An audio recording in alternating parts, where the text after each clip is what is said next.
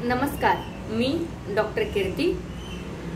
या व्हिडिओमध्ये आपण तीळ आणि गूळ याचे उपयोग जाणून घेणार आहोत। आता संक्रांत येत आहे आणि संक्रांती निमित्त तिळगुळ घ्या आणि गोड गोड बोला असे म्हटले जाते।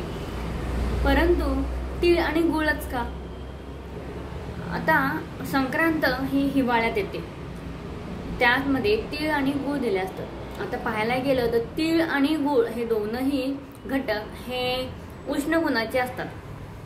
थंडीच्या शीताला म्हणजे शीत गुणाच्या विरुद्ध काम करण्यासाठी हे उष्ण गुणात्मक दोन द्रव्यांचे सेवन केले तर आपल्या शरीरास खूप छान फायदे होतात। आता त्यापैकी तीळ हे सुद्धा उष्ण स्निग्ध असतात, ज्याने जी त्वचा आपली कोरड पडते, ड्राय पडते, अशा वेळेस तीळ सेवन केले, तिळाचे तेलाचे सेवन केले किंवा ते बाह्यता म्हणजे बाहेरून जरी लावले तरी सुद्धा त्वचा स्निग्ध होण्यास मदत होते।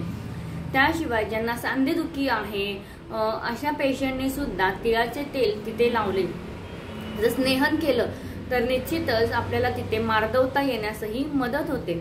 शिवाय मूत्रविकार ज्यांना आहेत, वारंवार मूत्र प्रवृत्ती होते, पोट साफ न होणे किंवा खोकला असणे, म्हणजे या थंडीमध्ये खोकला जास्त येतो, अशा वेळेस सुद्धा तिळाचं तेल कोमट करून त्याचं थोडं सेवन केलं, ते सुद्धा वैद्य म्हणजे तज्ञ वैद्यांच्या सल्ल्यानेच, तर त्याचा सुद्धा खूप फायदा होतो।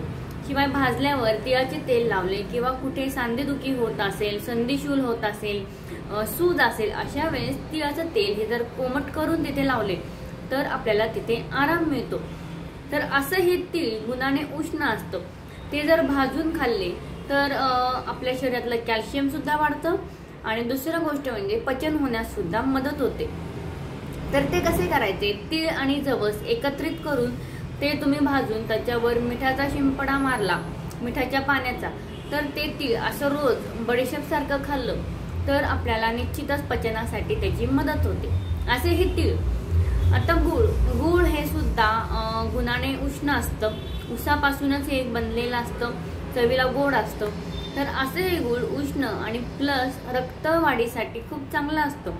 त्याच्यामुळे गुळाचे सेवन केले तर खूप छान फायदा होतो।